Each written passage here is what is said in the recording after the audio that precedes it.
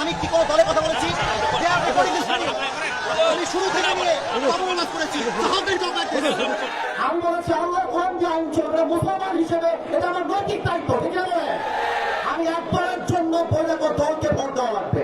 আমি বলেছি পার্লামেন্ট চলবে আল্লাহ কোরআন দিয়ে, এখন দলের কথা একটা মুসলমানদের কথা দেবো না। পলিটিক্যাল পার্টি আপনি কি বুঝলেন নিয়ে এসেছেন? আমি তো রাজনীতি করেই না রাজনীতি। আপনি যদি আইন সহ্য করতে না পারেন আপনার ইমান থাকবে না, শুধু ভাড়া আমার। আমি চাই আল্লাহ কোরআন দিয়ে দেশ চলবে, এটা কোনো রাজনীতি নয়, এটা আমার মুসলমান হওয়ার পরিচয়। তাতে এটা নারায় থাকবে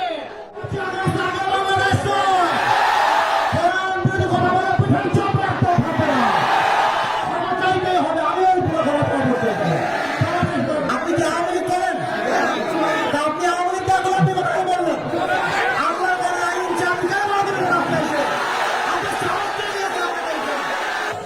আল্লাহর কোরআন দিয়ে আইন চলবে, এটা কোনো রাজনৈতিক কথা হইতে পারে? এটা মুসলমানদের পরিচয় হবে।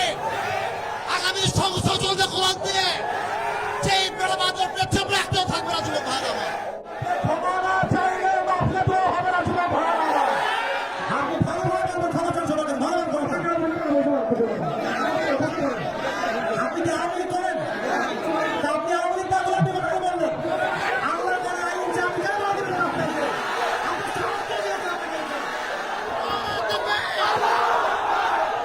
থেকে কেউ যদি বাধা দেয়, তোমরা আমার বাংলার যুবক ভাইরা ওদের বাবার নাম ভুলা দিবে।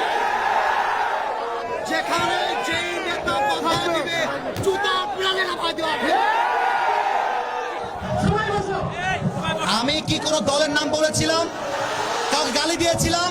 দাঁড়ান দাঁড়ান দাঁড়ান, আমার ভূমিকার কথা শুরু হয়েছিল 3.5 হাত মাটির কবর দিয়ে। যুবক ভাইরা বলো, আমি এতগুলো আয়াত বললাম।